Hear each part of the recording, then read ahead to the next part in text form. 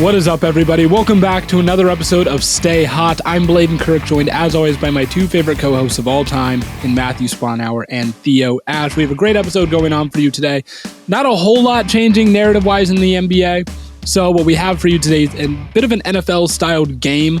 We're each going to pick 3 rookies on offense and 3 rookies on defense that we think could win Offensive and Defensive Rookie of the Year. I think it'll be pretty fun. Theo's idea. So round of applause for Theo Ash NFL for saving the day. I thought of the game, the absolute game for today.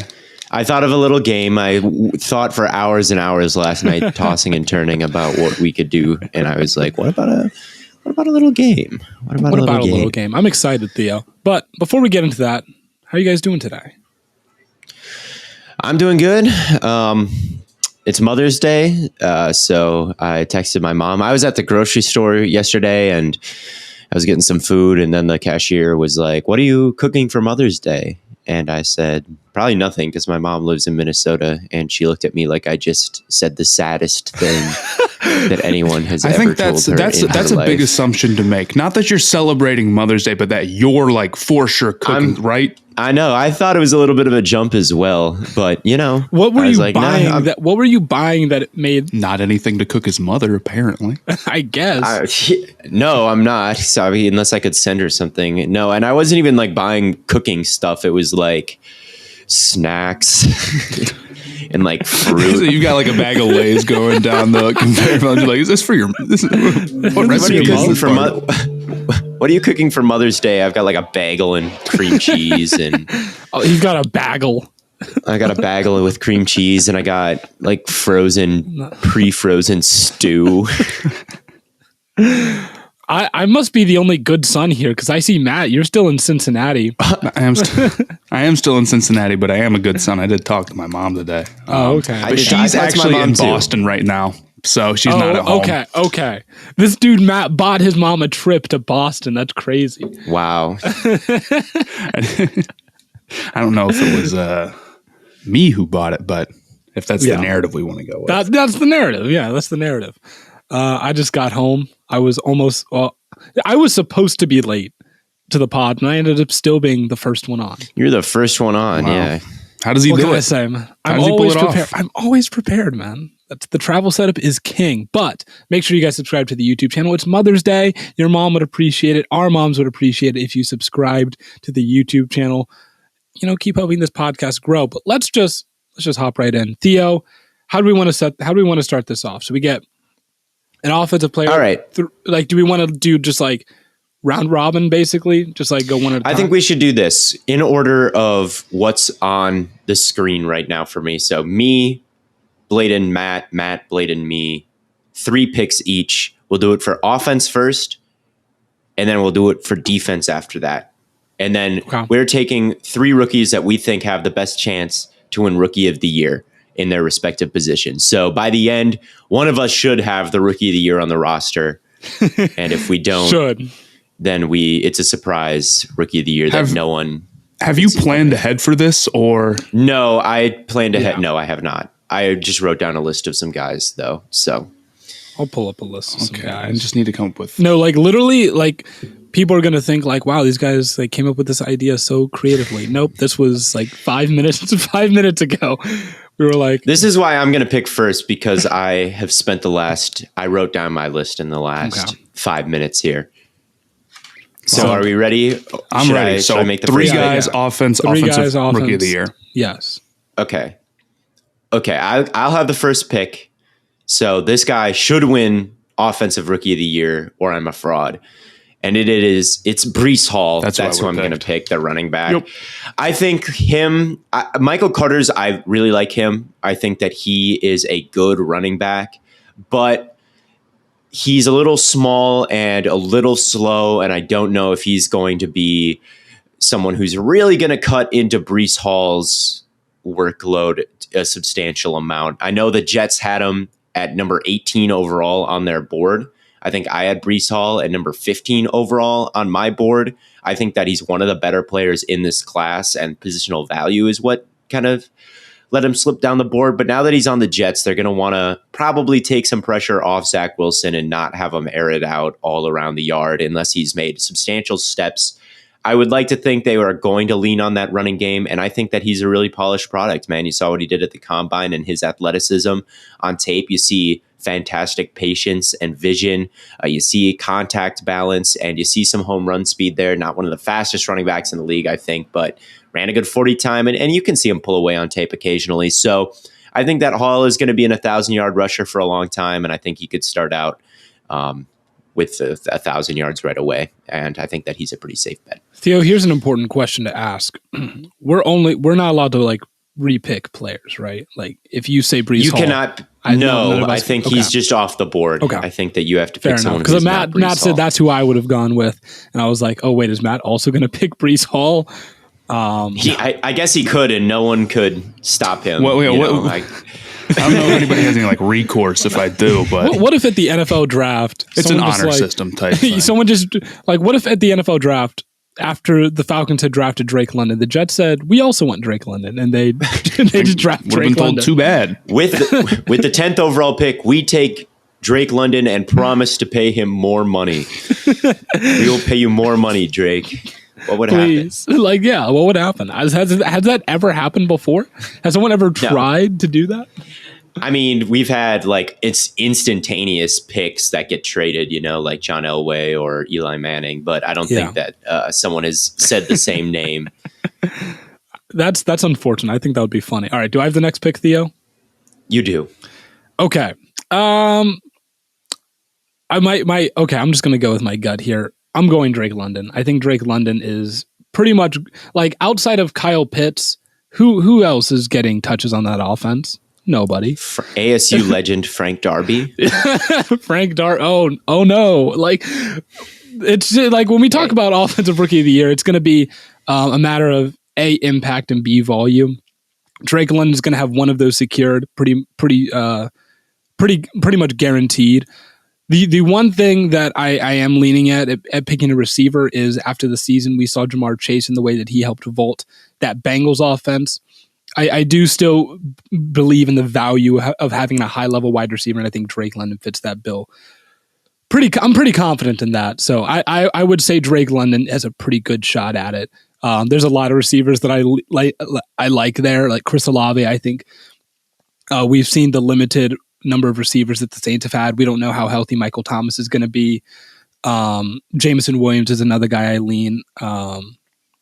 Treylon Burks, he's going to be replacing A.J. Brown. He has to fill a huge void. But Drake London, I think, is going to be getting a lot of touches, and he has the opportunity to really change that offense. I agree. I think it's a good pick. I think he got to a good fit in Atlanta. I heard Charles McDonald and Justice Mosqueda. I was listening to their podcast, and they made the point that the Falcons, even though they're not very good at it, they love to run the football. They love to run the football. So that's like, you think of putting a big body like London maybe inside to block safeties and do crack blocks and all that. And I think London inside is where he should be. And I worry a little bit about how teams will use London, but if they use him more as a slot guy, I think that is the best place for him. Big body Cooper Kupp, man. And I think that the Falcons are a team that really could, like, I see the fit with him mostly inside. So I like that already, the fit.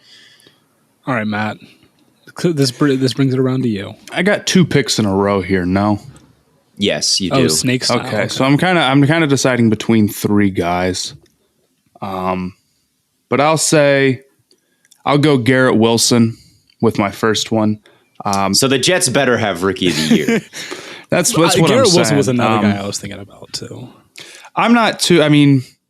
Jamar Chase won it. Justin Jefferson had a really good shot to win it, and both those guys went to teams with a lot of good wide receivers. So I'm not too worried about the volume aspect of it. That would maybe make me go take like a Treylon Burks or something.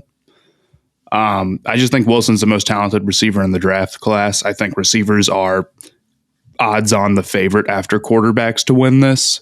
And considering there's only one quarterback I even feel confident who's going to start early enough to win it, I think Wilson's my guy. And I think Zach Wilson also might put him in a position to go and make these big explosive plays that are going to get him the highlights on Twitter needed to get the narrative going to win this award. So I've been high on Garrett Wilson. It'd be wrong for me not to take Garrett Wilson here. It would be not on brand. And then with my next pick, I'll go Kenny Pickett. Okay. Yeah. I wanted to go Kenneth Walker, but like I just said that volume isn't too concerning to a point. It's really tough as a running back. It's a little bit different. Breece Hall, okay, but he's got a much clearer path to having a huge workload. Kenneth Walker could be awesome, and Penny could still take touches, and that could still be a running back by committee deal. And he just might not have the counting stats for it.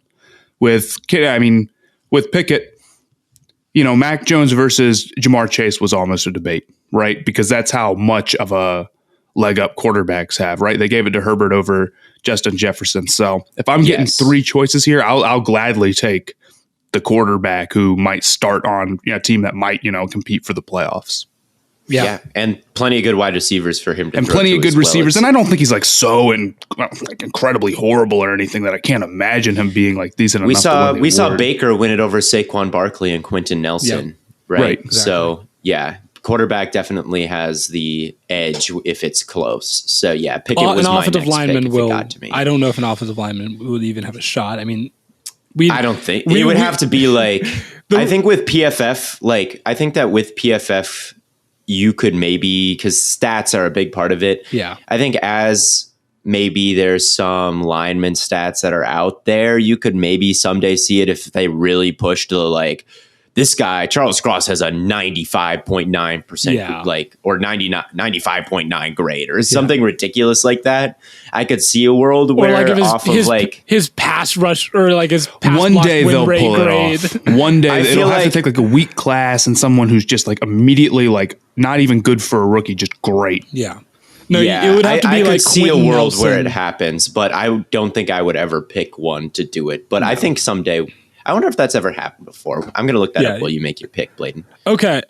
So, Matt, you took the only quarterback that's probably going to start. I do. Matt Corral could, but I don't feel super comfortable. That'd be a pretty big jinx by me to be like, he's going to win. Imagine I was like, the guy who went to my team is going to win Rookie of the Year. As much as I love Matt Corral, man, the Panthers scare me. They're starting Sam Darnold week 1. I feel pretty strongly about this, unfortunately. That also does seem kind of possible. The devil that you know is better than the devil that you don't. And if, Sam Darnold even looks salvageable in practice, and considering he knows the playbook, I think it'd be the wrong call. Don't get me wrong, but it's it's hard to convince yourself to do otherwise, based on, I don't know.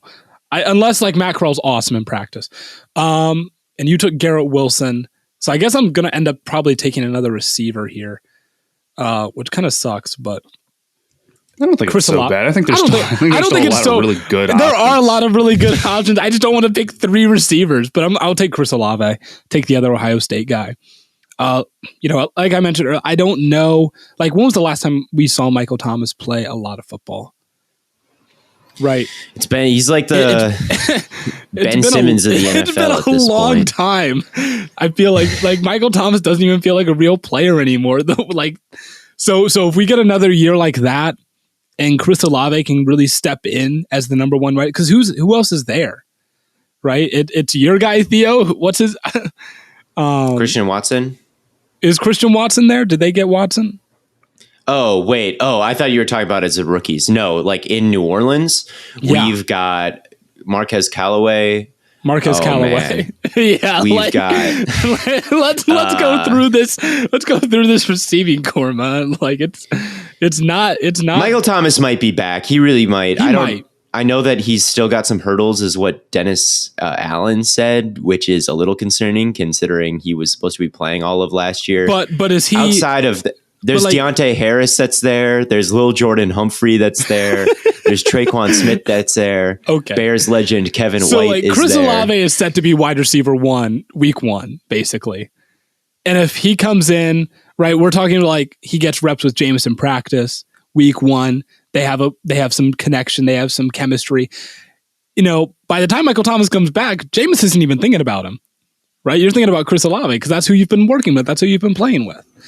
Olave could win it with Michael Thomas playing all game. Yeah, that's what I honestly think. Michael Thomas coming back would help Olave. Honestly, maybe. Yeah, it would probably take some bodies away from him. But just in terms of like a fantastic route. I haven't even talked about like Olave's skill set. Fantastic route runner. Tracks the ball super well. I think Theo, we've compared him a lot to Tyler Lockett. Super, super fast. Maybe not quite Jameson fast, but super, super fast. And he can really open up the offense a lot. You get him going. I mean, he's always going to be open. Lord knows why. Who knows why he always gets open? His annual weekly touchdown. It's going to translate to the NFL. It is. The defense is just, for some reason, forgetting how to cover him or that he's there. So you took Olave. I've got 2 picks in a row here. I'm going to take Treylon Burks here. He was my wide receiver too. I think he's kind of high floor, low ceiling with his route running. There's a world where I could see him being the N'Keal Harry of this draft process and not creating separation to the extent that you'd like to see. But I have some faith in him. What I saw at Arkansas, he looks like an electric playmaker. I'm not worried about the combine. I'm a little worried about the nuance of his game, but overall, he reminds me of A.J. Brown a little bit. Like A.J. Brown was that big, thick wide receiver who could break tackles, had huge hands, and, maybe not the fastest guy. I don't know what A.J. Brown's 40 time was, but I know it wasn't like a 4.3 or anything like that. I think it was like a 4, not the fastest guy, but can still pull away and is fast for his size. Debo also didn't run like a crazy fast 40. Exactly. I think Treylon Burks is in the same athletic profile as those guys. I think that you can get him the ball in a lot of different ways. And again, it's outside of Robert Woods and of course, Derrick Henry. There's not a lot of wide receivers threatening he could be a dominant wide receiver one for them right away. He's got just tons of talent, a huge catch radius, tough to bring down after the catch. And he's in a situation where I could see him needing to make an impact right away. So that's my second pick. And then I'm going to go with Christian Watson with my third pick. I mean, you're Aaron Rodgers wide receiver 1, and I'm not the world's biggest Christian Watson fan from what I saw on tape, but you look at what Rodgers has done with some second round talent at wide receiver, Jordy Nelson, Greg Jennings, I think James Jones, Randall Cobb. Did I already say Jordy Nelson? I can't remember. Devontae Adams. So these second round wide receivers, it's part of the reason why the Packers feel comfortable never taking a first round wide receiver is because Aaron Rodgers is the most valuable player in football and doesn't need like stacked, loaded, amazing weapons to have good seasons. He doesn't need a special talented wide receiver to have a good year. He can these guys have developed into special wide receivers, but they haven't been, the guys like that. But so Watson is going to have to be the alpha right away in that offense. He's a early second round wide receiver, the earliest draft pick Rodgers has ever gotten. And I think that there's a possibility that he develops into a guy that is like a Jordy or a Devontae or a Jennings. Or we saw James Jones leave the Packers, go to the Raiders, be a bum, come back to the Packers and lead the league in touchdowns, So he's going to have the best opportunity of any of the wide receivers. And even though I wasn't totally in love with his film, his situation, I think, makes him a strong contender for Rookie of the Year. Fair enough. I don't know. All right. So this is my pick again. Mm-hmm. Oh boy. I feel bad that I'm not going to end up taking a tight end. No tight end has ever won Rookie of the Year. That can't be true. Nope. I looked it up. No offensive linemen, no tight ends. It's just quarterback, wide receivers, and running backs. That can't be true. That's so breaks my heart. It is true. Breaks my heart. I believe it. I would pick Matt Corral, pick my boy, but do it. No, I'm gonna go with Jameson, the other receiver that I mentioned. The Detroit Lions, the one thing I think they've been missing, or at least they were missing last year, was just true explosiveness on offense. Right? They had guys, right? They had some playmakers here or there. They had some big plays here or there. Jared Goff was serviceable for them. But what they really need, right, when we're talking about like setting the culture of like core players on your team, you want those guys to be superstars, right? You want those guys to be, deep speed, be able to create after the catch, just be able to do a lot of things for you. And Jameson Williams is a guy that can really open up their offense.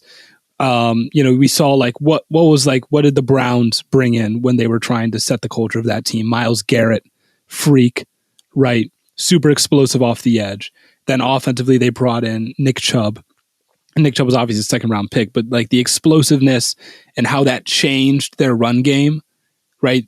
That Jameson Williams is going to be able to do a lot of the same stuff for the Lions passing game.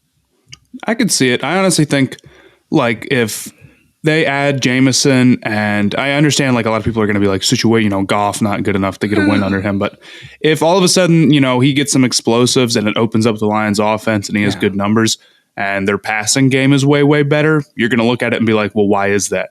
The only answer is going to be Jameson Williams pretty much. So I don't think it's unreasonable. The trade up was a little pricey to go get him, but I'm really happy with his. It honestly wasn't though.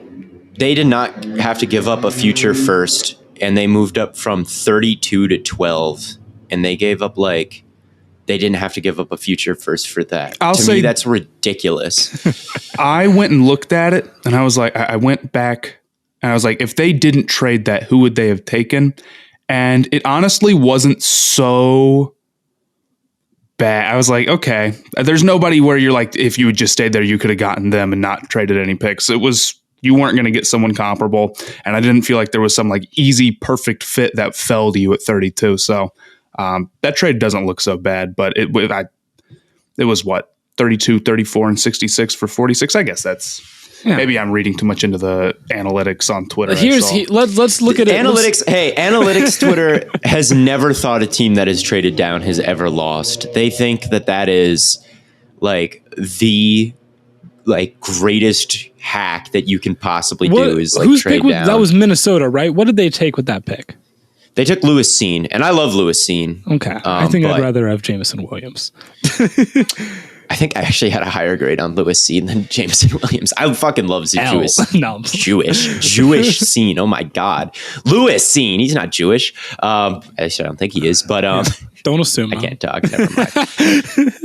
He could be. No, but I mean, the way I look at it is this. The Lions came out of the top 12 picks with Aiden Hutchinson and Jameson Williams. Many people would look at that and be like, wow, they got the best edge defender and the best receiver. That's how a lot of people view that, right? He was my, I think, 5th or 6th receiver, but I don't know. I consider that a win. You got him he was the 4th receiver off the board.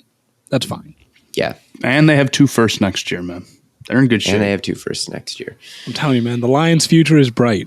Does that bring it back to me for the last pick? It does bring it back to you. I thought I was going to get Watson here. I thought I was going to get Christian Watson. Sadly, Packers fan. That means you're left with Jahan Dotson. Better pick than Kenneth Walker, but my options are Dotson, Kenneth Walker, or quarterback. Well, you could do Alec Pierce. I could, but I think I'm going to end up going with Kenneth Walker, just because he's the most talented guy left, in my opinion. And Dotson's a first-round pick, and maybe there's somebody else who has a easier, or better path to getting a bigger workload, which is what you'd need. But Kenneth Walker is. You're like, I was considering taking Alec Pierce over Jameson Williams. No, you weren't. Yes, I. No, yes, I was. Nope. Yes, I was. Nope. It crossed my mind. It crossed my mind. You maybe were like, who is here? But you did not think No, I was like, yo, Alec Pierce, in Indy, I really like Alec Pierce, but he, Lions traded up for Jameson Williams. That's going to be my dark horse. He's going to be my dark horse. I'm going to make. He's a good dark horse. He's a good dark horse, and he's probably be the next guy for me. But Kenneth Walker, I mean, I think he's one of the most talented players in the draft. And the Penny stuff is tough, but also the Seahawks are going to run the ball a lot, and he gets hurt a lot. So yeah. There's a world where he is. I mean, Chris Carson's career is probably in jeopardy right now. Penny is hurt all the time. So, yeah, I think there's definitely a world where Kenneth Walker wins this award for sure. You need to get to probably around 250 touches. Really not that unthinkable. He'll probably get a big workload regardless. Penny misses half a season or something. I mean, we're at the 9th pick for Offensive Rookie of the Year here. So I think Walker is a highly picked running back, a great running back on a team that's going to want to run a lot. All right. So those are our 9 offensive rookie of the year potential guys. And now we're going to move on to defense. Matt, do you want to start this one off maybe, or should I do it again? What's fair?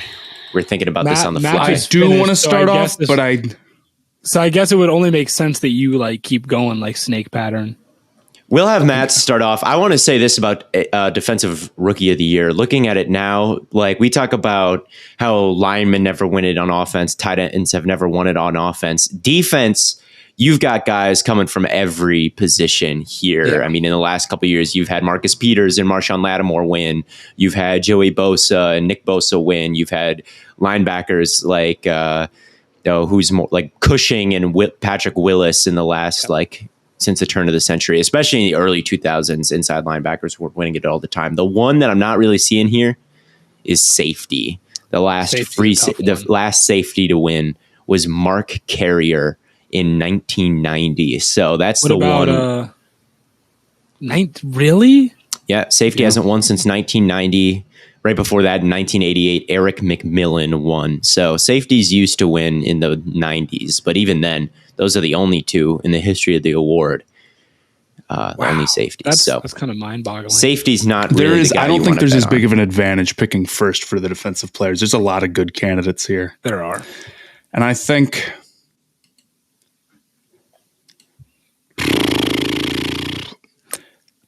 So... That being said, I would be like, okay, who's the best defensive player, right? Yeah. Just the best defensive rookie. It'd probably be Jordan Davis. But it will still be hard to win it without numbers. And I just don't know if Jordan Davis's impact translates to counting stats well enough for him to win it. No? He's a people leader, but... So then my next choice would be, who's the second best defensive player, maybe? Kyle Hamilton, but he's a safety. And the Ravens already, I'm not saying he won't get, a lot of snaps. Obviously he will, but, the Ravens, there's definitely, he doesn't need to be in on every single package or whatever. And plus, he's a safety, so maybe that doesn't even really matter. But... So then you get down to it, maybe Hutchinson is the way, because Hutchinson's so pro-ready. That's what we've been talking about, and he was so highly picked. But then I'm going to be sick because I'm not going to get Jordan Davis. I'll go Hutchinson. I'll go Aiden Hutchinson. He was the first guy on my list as well. Yeah. I think that it still probably favors guys who get after the quarterback defensive rookie of the year. I think Hutchinson is going to be the feature of a defense that hasn't really had the talented edge rusher that he's given him. I don't know. I think that he, even if a Thibodeau ends up better, or one of these, or Trayvon Walker ends up better, they might not be better this year. Plus, I feel strongly about Hutchinson setting the edge well and doing that type of stuff too. So. Yeah, he was my first pick as well. I think he is just in a position where he can just come up and put up numbers right away, which I'm not sure about Walker, and I'm not sure about Thibodeau. So I think that he's the pick there. Yeah, I know there was the Trayvon Diggs tweet that interceptions are harder to get than sacks. I think which is obviously true. Yeah, right? I didn't think that needed to be said. The guy who leads the league in interceptions every year has 4, and the guy who leads the league in sacks every year has 15. Yeah, it's just what? I thought that was So it's who's going to win defensive rookie of the year? Probably the guy that's more likely to get double-digit sack numbers, right? Because that stands out as opposed to Patrick Surtain had a great season at corner. How many interceptions did he have? Not sure off the top of my head. Did he have? I would have been really impressed if you had Patrick Surtain interceptions. I think he had 2. That's what I'm saying. There's only so many numbers to guess. Really, and one of them was a pick 6. He had 4. He had 4. Hey, okay. Hey, he had 4 and a pick 6. That's he's so damn good. He's so good, man. He's so good. He is so good. But that's one of the best corner prospects we've seen in a while. Or actually, that's not even true. There's been so many good corner prospects, but some would say there's some better corner prospects this year in this class. Yeah, I would not say that. By the way, he graded out higher than Patrick Surtain's a fucking dog. Cincinnati. I love his Alabama tape. Disagree. All right. Bro, Pat Surtain just doesn't lose. No, but like he had a great season. So like expecting a corner to outperform that, I don't know if I would pick a corner to win Defensive Rookie of the Year. Matt, you took Hutchinson. I'm going to take Kyle Hamilton. I know like a safety hasn't won it in a long time. Corners can't win because they don't get pick numbers, but a safety who never wins could definitely win. This Kyle Hamilton's a better safety prospect than I think Pat Surtain was a corner prospect. Ooh, that might be close. Tough. That's close. But like Kyle Hamilton, as far as I'm concerned, like him, Jordan Davis, those are probably the two best prospects in this class. If we're worried about one of them not getting numbers, it's probably going to be Jordan Davis. The versatility of Kyle Hamilton allows you to put him in different packages. Now, whether or not he's going to be able to learn all those packages in time for week 1 is the question. But if you're like, oh, we're just going to put him in positions to make plays, right? I think Baltimore does a good job of allowing their defenders to be in position to make plays, right? There's nothing stopping him from just lighting up the show, I think, instantly. So that's what I'm banking on. I'm going to take a corner. I'm going to take Derek Stingley. I know that on the draft call, Lovie Smith said, how do you feel about going to the number 1 receiver every time, is what he said, which is not really a Lovie Smith defense. Usually corners in a Lovie Smith defense, they play a lot of like cover 2 and they just drop down and defend the flat, which is why it's curious that they would spend this much capital on a corner, because usually corners are just not super valuable in that defense. They're not asked to like play cover 1 all the time, for example, man coverage all the time. But the fact that they took him this high and the fact that he told them that maybe makes me think that they're going to change their approach a little bit. At least I'd hope so. And Stingley has got if he's on the number 1 wide receiver all the time, he's going to get targeted a decent amount. And with his ball skills and his fluidity, I think that he can actually perform pretty well right away. I think that he can get some picks. I think that he can have kind of a lockdown season for a rookie. And I think that if Lovie Smith was not absolutely capping when he called Derek Stingley, and he's actually going to have him do something completely different, if he wasn't capping, I think that Stingley is going to be in a position to have a really good rookie season and a really impressive rookie season, because I think that he's a great corner prospect. Injuries are a little concerning, but a healthy Stingley to me can be a special player.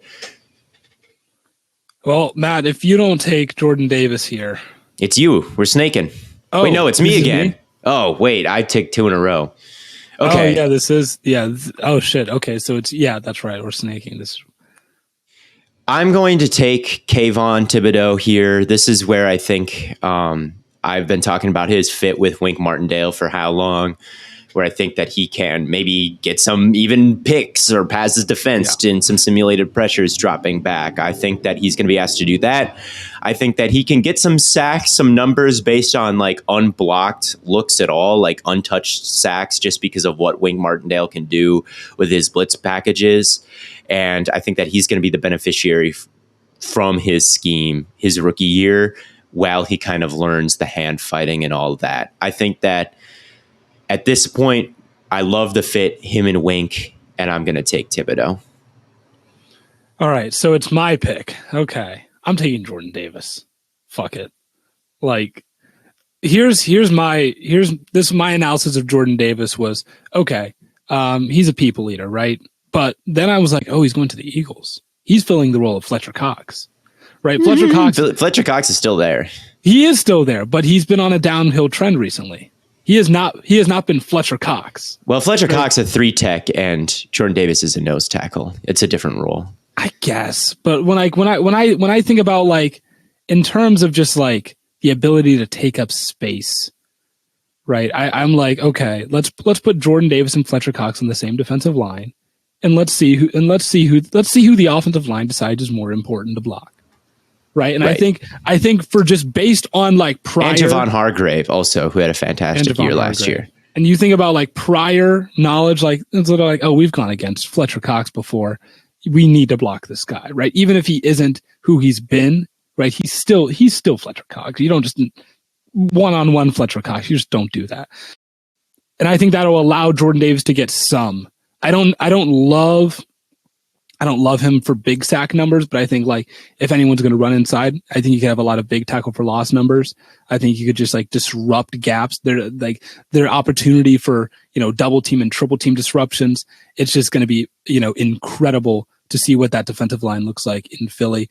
It's going to be hard for him to win Defensive Rookie of the Year, but if he can just get the opportunity to he gets a one-on-one every now and then. Okay, yeah, he wins that.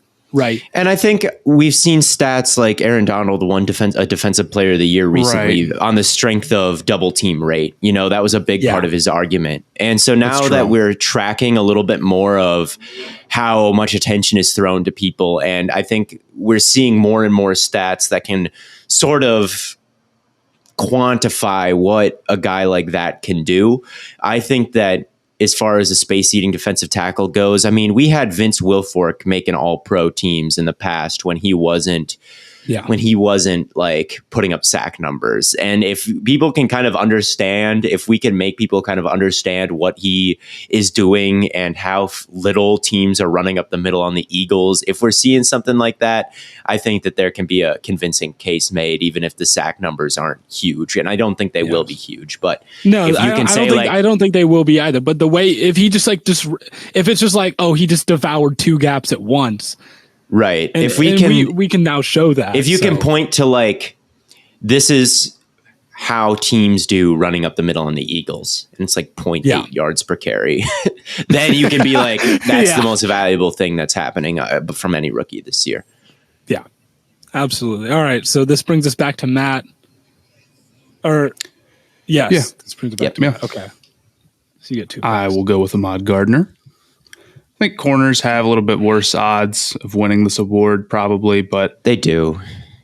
There's a world where Gardner keeps the no touchdown streak alive for a significant start of the season, and if he were only let up one or something, I think that'd really push in his favor number wise. And I do think Gardner is incredibly talented. That's the other thing. I think he is, one of the best players in the draft. I don't know if he's not going to let up a single touchdown all year. But he's the type of guy you can put on ones. He's the type of guy who he might get those I'm not getting targeted numbers if he's really playing his best. So I've seen him play at Cincinnati a whole ton, and I've always felt good about him. So, it's my biggest narrative right now as far as draft stuff goes. I can't not take him. If he puts up a Revis Island type of season where it's he let up 20 yards all year to number one wide receivers. That would be awesome. And it's happening. It's happening. The other guy I'm going to go with is Devin Lloyd. Not a bad pick, yeah. I think the stat-wise, linebackers are favored. Micah Parsons won last year, so there's a kind of versatile rush the passer, do a little bit of everything linebacker coming in. Yeah, I'll pick. I'll take that. He was picked maybe a little low, lower than we expected. He was 27 or something. Yeah. Yes. Jacksonville. But the Jaguars obviously value him if they're going to trade back into the first to go get him. I do think that I didn't watch a whole ton of him.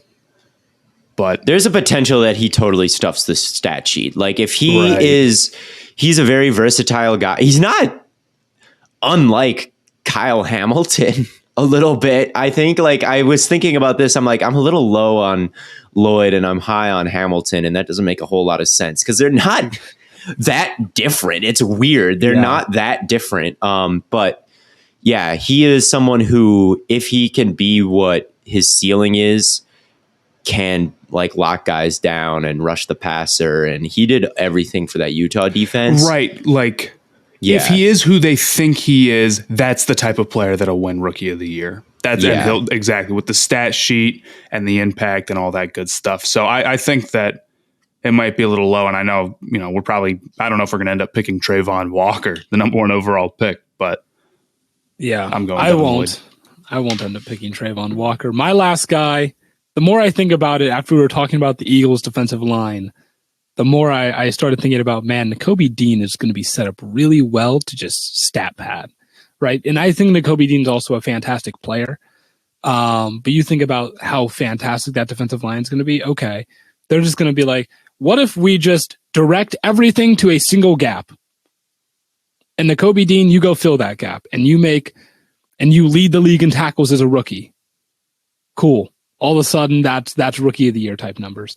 One thing at Georgia that I thought Nakobe Dean was really good at was just finding creases in the offensive line, and with the amazing defensive line that Georgia had, and he was just able to always find the open gap and always shoot it and always avoid. He was always making people miss, always making centers grasping at air, and just his ability to just be so quick and fluid with those kind of motions, that I think that'll help him out a lot.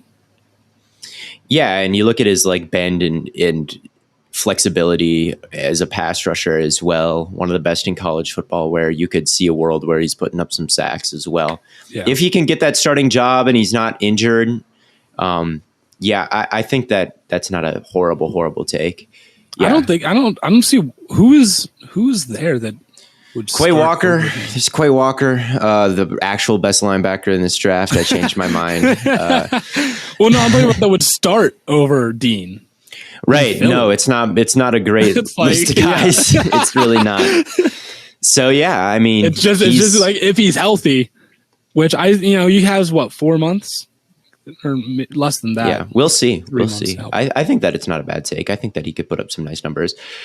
I'm here last, and I'm looking at Trayvon Walker, the number 1 overall pick. I just don't think it's going to happen for him his rookie year. I really don't think if his pressure rate was low, he'd have to do so much as a pass rusher. He's also in Jacksonville, and no one is going to be looking at him, and he would have to. I just don't know if he's going to be the best rookie right away, because I do think that he has the potential to grow into a player that is really, really good. I'm not denying that. I just think he's a little bit too far away. And there are guys I had graded higher than him. I'm going to go with George Karlaftis out of Kansas City. I think opposite of Frank Clark, he could be their best pass rusher.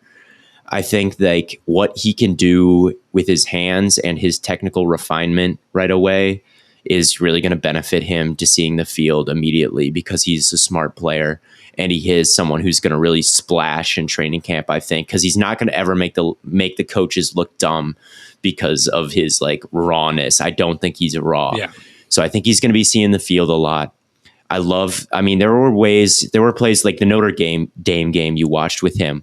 There were 3 plays in a row where he beat some guy with a spin move, and then he beat like with a long arm, and then he just straight up like bull rushed somebody, and then there was like a swim move, and he was like getting pressure with a variety of different moves, play after play after play after play.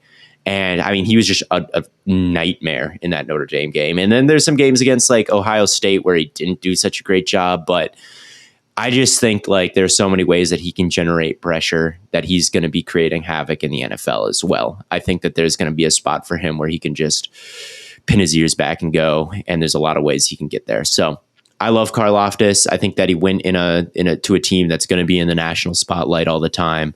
If that defense can get better than where it was last year, they could be, if their pressure rate can get better than where it was last year, he's going to get a lot of the credit for that. And Karlaftis and Chris Jones and all that. I like it. I like Karlaftis more than Walker at this current moment. And this isn't to say that Walker's never going to be good.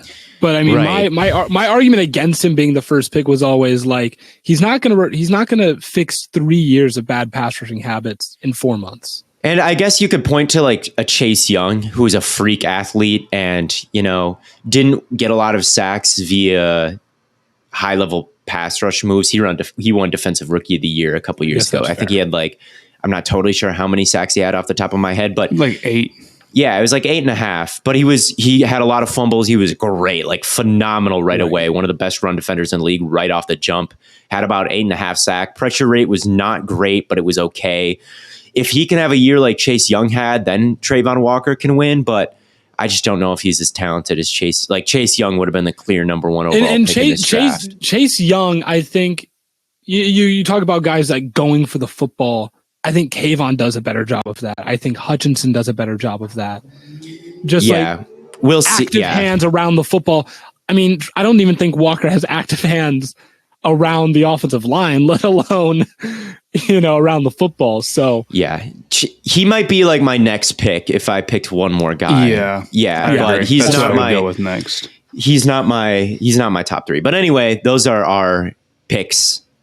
Hopefully, one of them wins Rookie of the Year. We should have a graphic for that, I think. Yeah. So those are. I'm sorry. There's a lot of guys. Obviously, every year, especially in this draft that kind of lacked the high end talent. I think this is a year where someone like there is no. Like Micah Parsons might have gone number 1 overall in this draft. There's a lot of Jalen Waddle might have gone number 1 overall. Jamar Chase might have, like last year, there was just so many. Goes number 1 overall. There were so many just like really great talents. Right. And this year there just weren't. So this year, someone like Drake Jackson from the 3rd round, I think could win, or someone like, I don't know who, Khalil Shakir out in Buffalo. I wouldn't surprise me if the best rookies just come out of nowhere in the middle rounds this year. It really wouldn't. So we'll see. You know who else is a special talent? Who? Oh, our good friends over at HelloFresh. It's been a while since we've had a HelloFresh. It's been a while. But don't think that we forgot about them. HelloFresh is Stay Hot's sponsor, and with HelloFresh you get farm fresh, pre-portioned ingredients and seasonal recipes delivered right to your doorstep. You could skip those trips to the grocery store and count on HelloFresh to make home cooking easy, fun, and affordable. And that's why it's America's #1 meal kit. HelloFresh is 72% cheaper than dining at a restaurant, is even cheaper than grocery shopping. That's money back in your pocket, according to a Zagat Dining survey. HelloFresh's newest menu release includes Mediterranean recipes that are filled with fresh fruits and veggies, nuts, olive oils, and fiber-packed whole grains for nourishing balance. You can pick your favorites from 50 different weekly options and skip weeks when you need to. You can change your delivery date or update your delivery preferences all in the HelloFresh app. You guys know I'm a big fan of HelloFresh. Haven't made it in a while, but when I do, it'll be on my Snapchat story. I don't. It'll be on your Snapchat story with the caption, "Wife me up," like you toiled in the kitchen making that, when in fact you're a scam, because HelloFresh is just so easy to make that even a small child could do it. You think he's joking. My 11-year-old sister does it. Yeah. So go to HelloFresh.com/StayHot16. Use the code StayHot16 for up to 16 free meals and 3 free gifts. And again, that's HelloFresh.com/StayHot16. That's the number 16. Don't spell it out. Use the code StayHot16. HelloFresh, America's #1 meal kit. Do we want to talk about some basketball? At the top of this episode, we were talking about Mother's Day, and we recorded this the day before. So you'll be like, oh man, that was yesterday. I totally forgot. Well, what is a better late Mother's Day gift than the gift of HelloFresh? So if you're a bad son or daughter and you forgot, just ship your mom some HelloFresh and she'll forgive you. Take some of the burden off. She will forgive you. Cooking, or not every mom cooks. That's a stereotype. But if they do, they would love some HelloFresh. And if they don't, you can cook for them because it's that easy. For them. Oh yeah, there we go. Yeah, that's the better way to approach this. You need to cook something for your mom, but you don't know how to cook. This is what you should have told that lady. Yes. When you went through the... Yes, I should have said, this food is for me, but I have bought some delicious HelloFresh for my mom that I will cook for her. And you too can have some, cashier lady, with the code StayHot16. I'm sure she would have used the code StayHot16. She would have appreciated it. Not spelled out, but the numbers 1 6. Numbers 1 and 6. The digits 1 and 6. All right. Do we want to talk about some basketball? Possibly. Celtics have got to feel like they're choking this away, man. Ooh, that's what man, no Middleton. You got. This is probably the toughest team in the Eastern Conference you're going to have to face. You are built to match up against them, and their second best player is out, and you're down 2-1. Yeah, you're down 2-1, but you also Tatum, have to they were right They were right there, and they just had like Tatum had his worst performance of the entire season. There was the bad call at the end. I mean, you've got to be sick if you're a Celtics fan watching this series. It is right there for them, and now they're going to have to win everything. The next everything 4. was going against them in that game, and yet it came down to like they were 0.2 seconds away from going to overtime.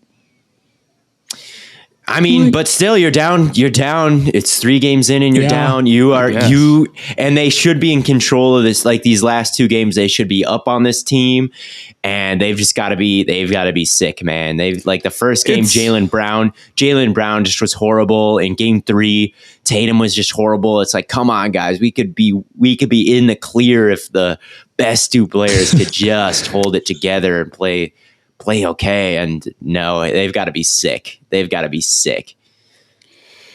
Yeah, Giannis and I would, Giannis had a bad game 2. He's really bounced back game 3. His decision making about when to be aggressive and when to pass out and do stuff like that, even when his second best player is gone and he's going to get even more attention, is just so good. It's not even like I can't even imagine what the Bucks team would look like without him. He had 40 last game or whatever. And if he keeps playing like that, I don't know if there is something the Celtics can do to stop him on defense, because it's with Kevin Durant and Kyrie, they were able to throw a lot of defensive attention at them, and the offense wasn't moving the ball as well. The Bucks aren't going to make that same mistake. I don't think it's over for the Celtics at all. They just need their guys to hit their shots. Like Tatum, don't have your worst game you've ever played. Jaylen Brown If they can both be who they are at the same time, they're going to be fine. But right now, I mean, that was a tough loss. They were a few seconds away from us talking about something completely different. But down the stretch, I really thought the Bucks looked like they were, maybe they don't have the Jason Tatum or the Jaylen Brown like closer in the same way, but then Holiday ended up making a nice floater, and they had a good play inside to Giannis, and they were able to finish it out.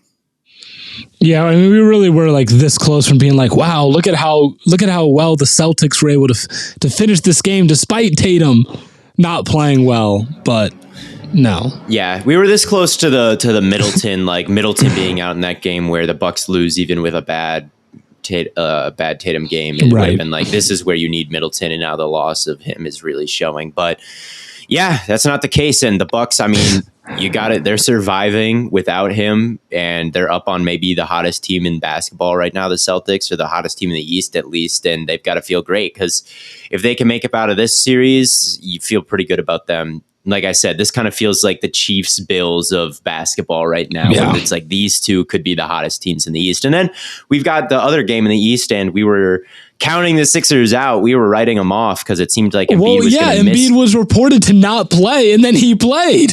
And he didn't play his best game, but I mean, just his presence and the attention that you have to devote to him is always going to open things up for other people. And despite Harden not being good again, I mean, Maxey masterclass in the second half. Yep. Danny Green poured in with some threes, which is not always something that Danny Green does. But 21 points from Danny Green. Don't always see that. Don't always see that. But yeah, I mean, it's a series now, 2-1. Embiid's back, and the Heat seemed like they could run away with this, but yeah, Maxey really needed that game from Maxey in that second half from Maxey, because he didn't even have a good first half. And you see the offensive talent of the Heat kind of coming into question a little bit. They couldn't get anything going at the beginning of that game at all. Neither team really could, but then the Sixers did, and the Heat just didn't. And that was like that was the question with the Heat going into it, is like, is their offense going to be good enough? Bam against Embiid.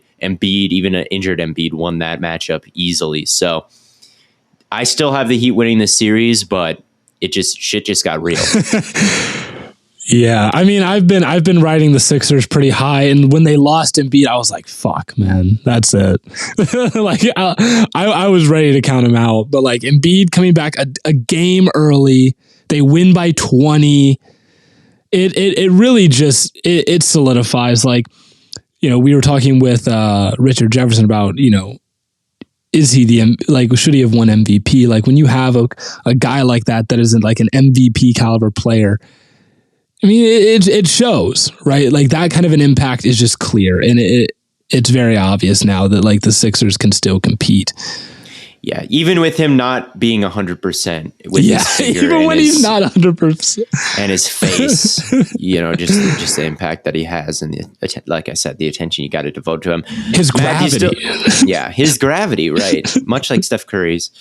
Matt, do you still have the Heat winning this one, or what were your takeaways from this game against maybe not so much a prediction, but like, can you see the path for the Sixers now? Or I mean, yeah, you definitely can. I think that we talked with Richard about like getting James Harden going, and I think the 76ers strategy is getting Embiid back, let Maxey do his thing. If this is who Harden is at this point, and I'm not sure he is, but if this is, okay, Tyrese Maxey, call his name, go to him. Right. I don't care that he's young, doesn't matter. If you watch the games, you know he's ready for it. Yeah. And you have him, and that puts less of a burden on Harden, which will be good for him too. And you've got Harris. Someone from the perimeter should be doing enough.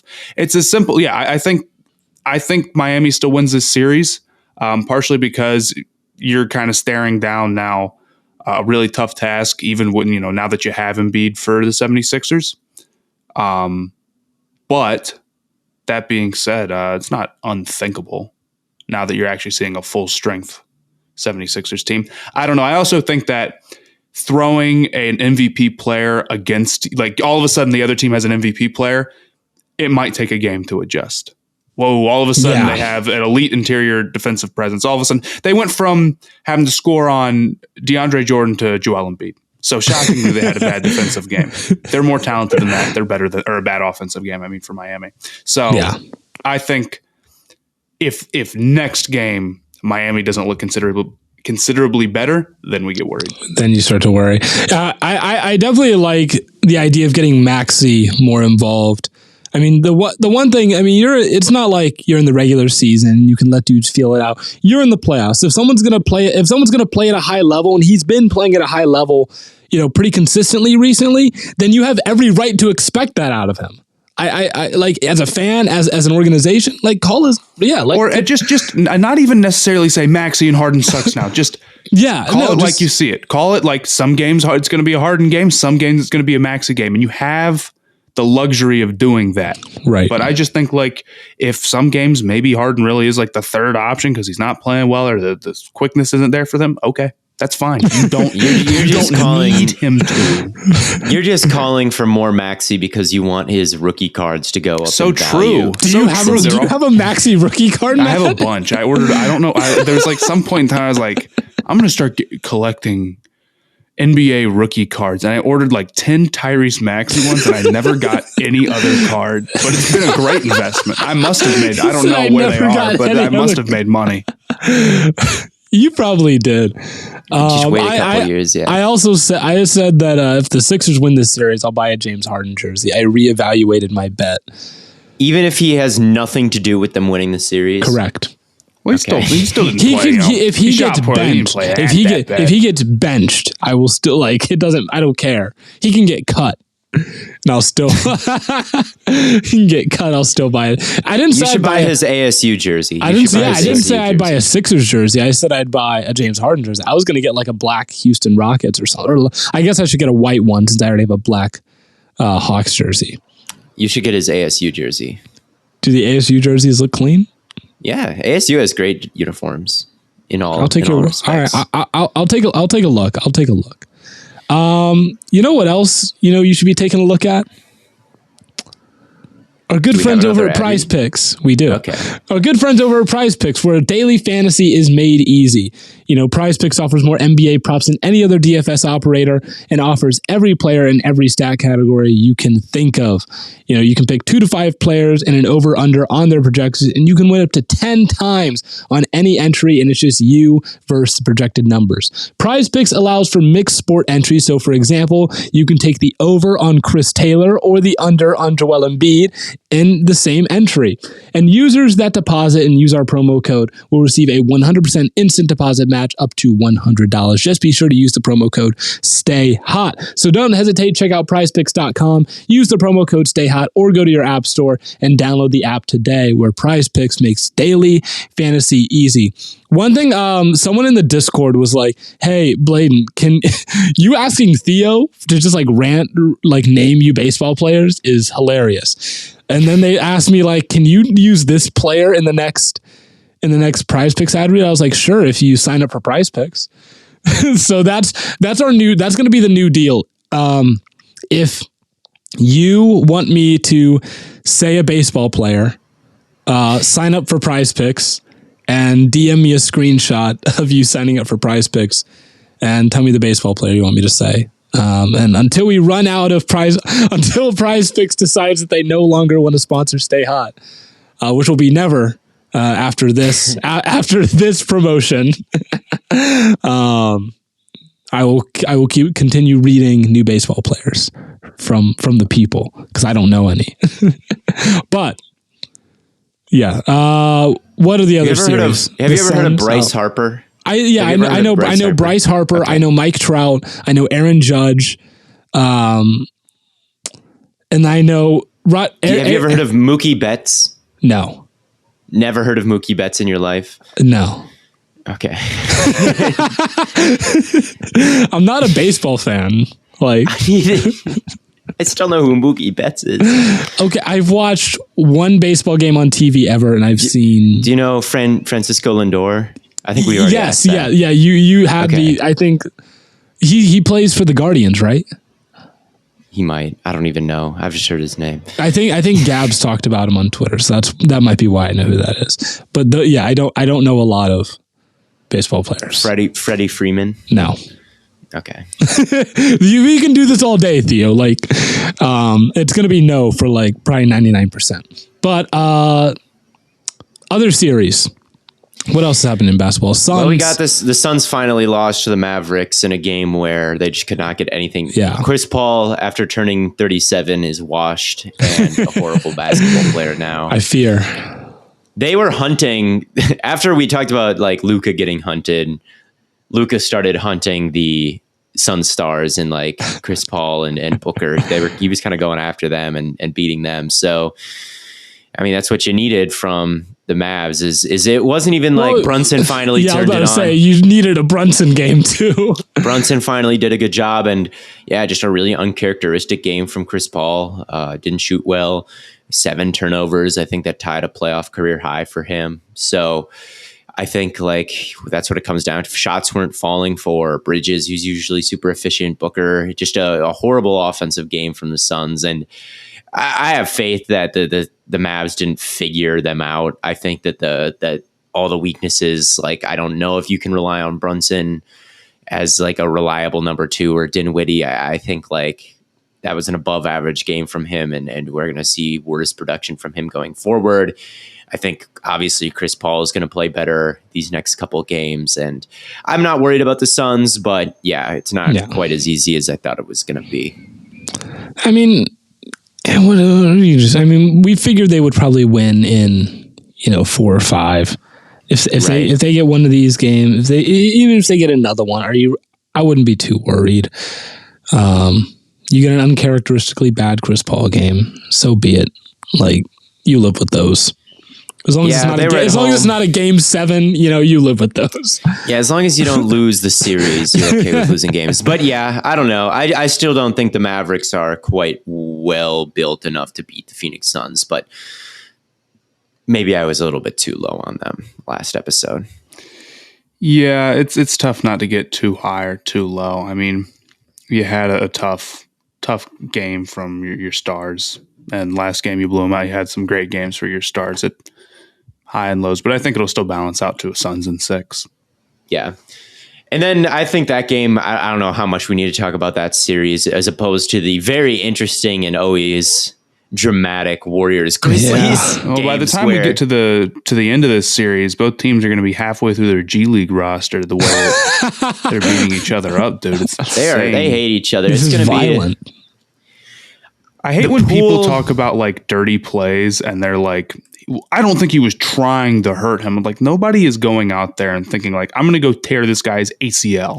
Like, nobody does that ever. No one does. Outside of like unbelievably rare circumstances. Yeah. But there definitely are times where it's like you get frustrated. Have you guys have played a sport before? You guys have played basketball before. You get frustrated towards the end of the game. All of a sudden you're going to like start pushing dudes a little bit more, and you start being more reckless. And it's when you come down with the rebound, you might be flailing in your arms. Right. And if I hit someone that's what happens. But it's not like I'm trying to kill this person. That's literally how I broke my collarbone for the second time. We were playing Grove City. We're up by like 40 on them. Someone gets frustrated and hits me like late after the play, and I just fall and break my collarbone again. Like that. It's like just like dumb shit.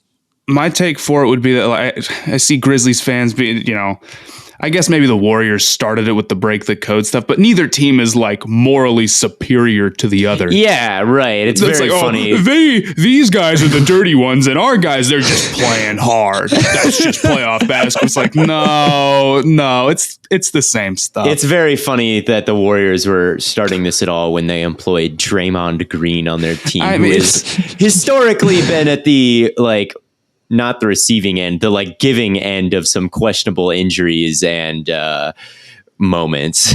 Warriors. I'll say even the nice guys of the NBA probably do this stuff just as often as the dudes who are sort of labeled as dirty players. Right. And there's just certain guys, so when they do it, it's like, oh, how dare they? And then other guys, if Giannis were to accidentally hit somebody, and he does all the time. And he has. There was the Kyrie thing last year where he gets a pass, but if Draymond did that, it's the end of days, Armageddon type deal. So I think that a lot of this stuff is just narrative ball. It's tough playoff basketball. They don't like each other. Both of them are dancing on the other ones when they're hitting shots and whatnot. They're pissing each other off. Also funny when people will be like, I miss the physical basketball of the 80s. And then we see some shit like this and everybody's losing their minds and subtweeting everything. And it's like, well, I thought this is what basketball a contact sport. Right.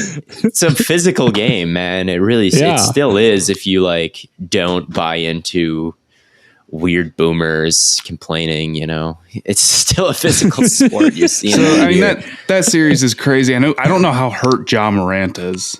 He was at a nightclub yesterday, dancing around. So Sweet. I would assume that he's probably not. If he's not banged up, I stand by. They'll get another one. I think the Grizzlies will get another one, but I do think Warriors shooting is probably too much. Poole is that guy, and that gives him a lot more firepower. Man. And defensively, you still have Draymond and Wiggins out there. I'll stick with what I said last episode. Ja's having an incredible series, just absolutely scorched earth, which is cool to see. But the help hasn't really been there for him, which was supposed to be the strength of the Grizzlies all year, their depth. So I think they'll get another one because I trust Ja to continue abusing some of the weaker defenders on Golden State. We've seen the depth for the Grizzlies step up before many times. I think they've been uncharacteristically bad, and I think there's going to be a game where they work as a cohesive team a little bit more than they have in the past. It's been their calling card all year, their depth and their record without Ja. So I can't imagine they just completely fall off the rest of this series. I think they're going to get another one, Matt. I agree. I think that about does it. Yeah. Is there anything else? No, man. I'm going to go do some homework and then celebrate Mother's Day with my mom. I'm going to watch the Phoenix Suns beat up on the Mavericks. Probably do the same. Yeah. We're not the same. All right. Well, that pretty much wraps things up for us. As always, tons and tons of content coming away on all platforms. We're expecting to have Bangle on next Sunday or for next week's Monday release. So keep an eye out for that. We also have another guest on the way, potentially. I don't know. Hopefully.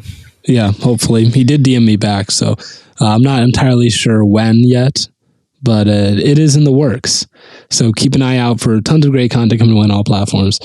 And as always, from Corn Boy, Bird Boy, and Lemon Boy, we will catch you all on the flippity flop.